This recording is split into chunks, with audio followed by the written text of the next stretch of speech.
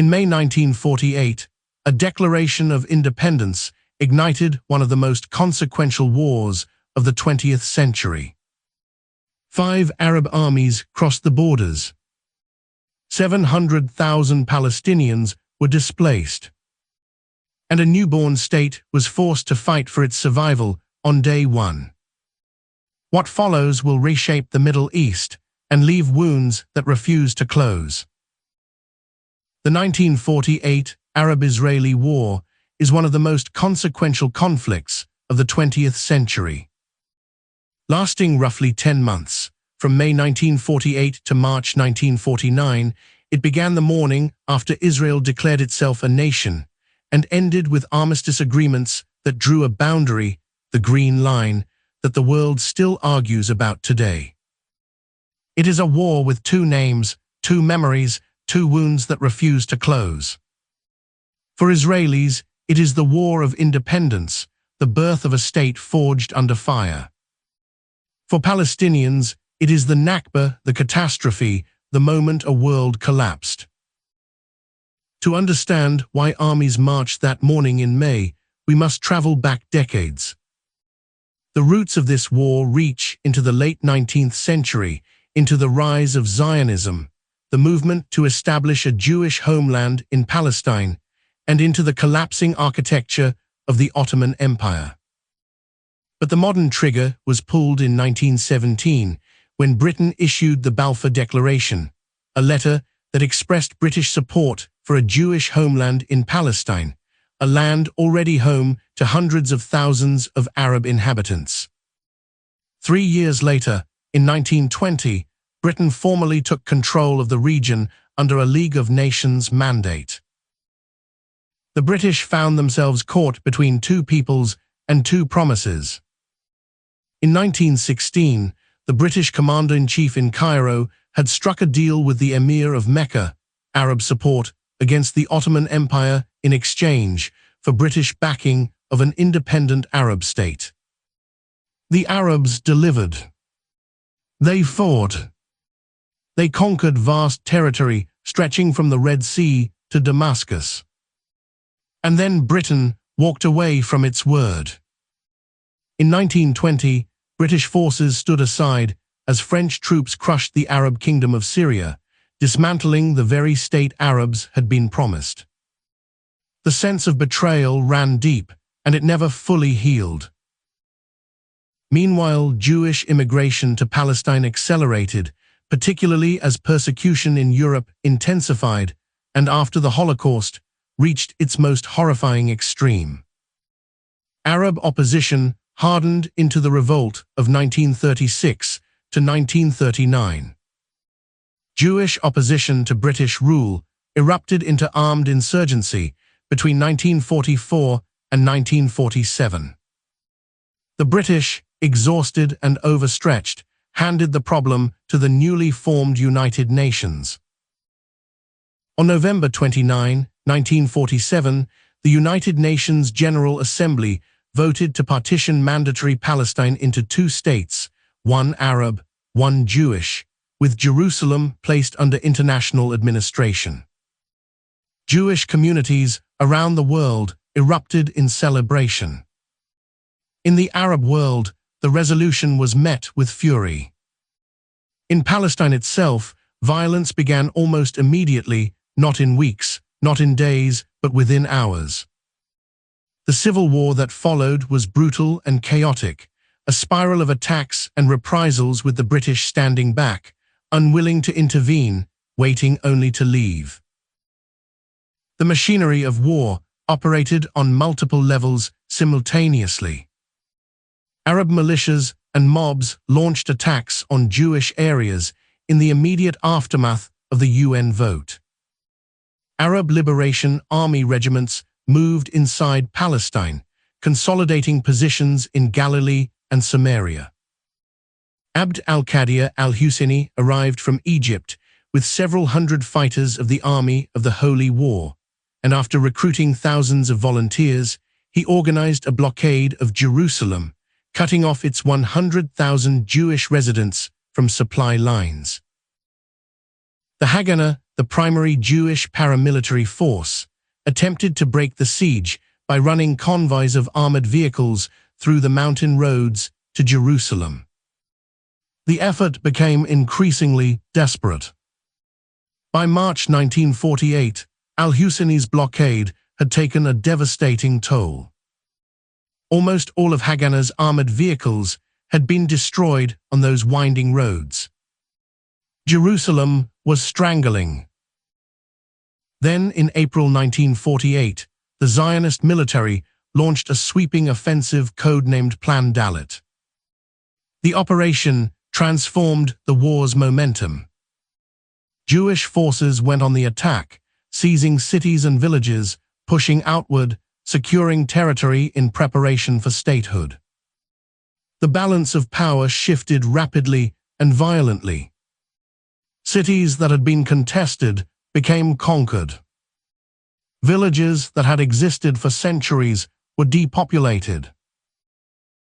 On May 14, 1948, with the British Mandate expiring at midnight, Zionist leaders gathered in Tel Aviv and announced the Declaration of Independence of the State of Israel. The next morning, Egypt, Transjordan, Syria, and Iraq sent their armies across the borders. The figures who shaped this war carried enormous weight and enormous contradictions. Abd al-Qadir al-Husayni was a Palestinian commander of genuine military skill and fierce dedication to his cause. He would not live to see the war's end, killed in battle in April 1948, before Israeli independence was even declared. His death was a blow to Palestinian resistance that many historians believe proved irreplaceable. On the Israeli side, David ben-Gurion stood as the dominant architect of the new state, a man who understood that military success and political survival were inseparable. He pushed for arms, for organization, for the transformation of disparate militias into something resembling a coherent army. The Arab coalition, meanwhile, suffered from fractured command, competing national interests, and a fundamental lack of coordination that undermined their numerical advantages. The battles that followed Israel's declaration were ferocious. Egyptian forces pushed up from the south. Transjordanian forces, the Arab Legion, arguably the most professional Arab army in the field, fought for Jerusalem and the surrounding hills. Syrian forces struck in the north. Iraqi expeditionary units joined the assault. Israeli forces, outnumbered and under-equipped in many sectors, fought with the desperation of people who believed there was no alternative to victory. Several truces, brokered by the United Nations, interrupted the fighting. During those pauses, Israel managed to acquire weapons, including aircraft and artillery, from Czechoslovakia, dramatically improving its military capacity. When fighting resumed, the balance had shifted further. By the war's end, Israel controlled approximately 78% of the former territory of Mandatory Palestine. This included all the land the UN had designated for a Jewish state, and nearly 60% of what had been designated for an Arab state, among it the cities of Jaffa, Lydda and Ramla, Upper Galilee, parts of the Negev, and a corridor along the road to Jerusalem. West Jerusalem fell under Israeli control.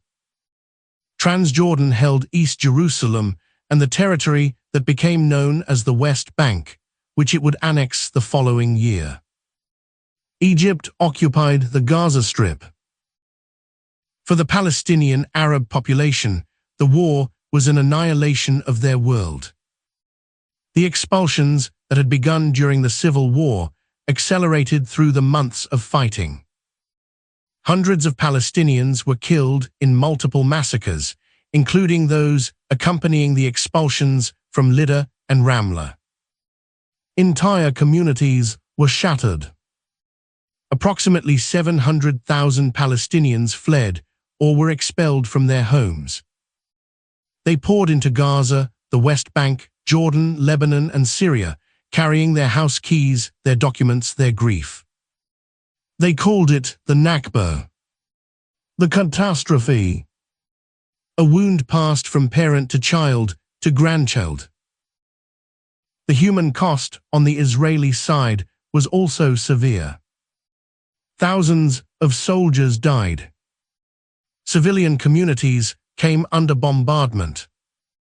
The young state was fighting for its life from its very first hours. And in the years following the war, a parallel displacement unfolded. Jewish communities across Arab states faced persecution, expulsion, and violence. Approximately 260,000 Jewish refugees from Arab countries made their way to Israel in the 3 years after the war. What most histories skip past is the complexity buried inside the chaos. The Arab coalition was not a unified force driven by a single will. It was an alliance of competing interests, with Transjordan's King Abdullah reportedly harboring his own territorial ambitions that sometimes aligned more with partition than with pan-Arab liberation. The Palestinian population itself was not a monolith. Some communities attempted to negotiate local arrangements. Others fought. Some fled before fighting even reached them, following rumors and fear. The Nakba was not a single event, but a process, unfolding unevenly, violently, and with consequences that no armistice could contain. The 1949 armistice agreements drew the green line, not a peace treaty, but a ceasefire boundary. No Arab state recognized Israel. No Palestinian state came into existence. The agreements solved nothing fundamental. They simply paused the violence and locked in a geography of unresolved grievance. More than 70 years later, the 1948 war remains alive in the present tense. The Palestinian refugee issue, the right of return, the question of what was lost and what is owed, sits at the heart of every failed peace negotiation. The Green Line remains a contested boundary. The West Bank and Gaza Strip remain territories whose final status has never been agreed upon. The descendants of those 700,000 Palestinians number in the millions, scattered across the region and the world, holding onto a memory of places that in many cases no longer exist. The War of 1948 asks questions that humanity has never fully answered. Who owns a land? What does a people's history entitle them to?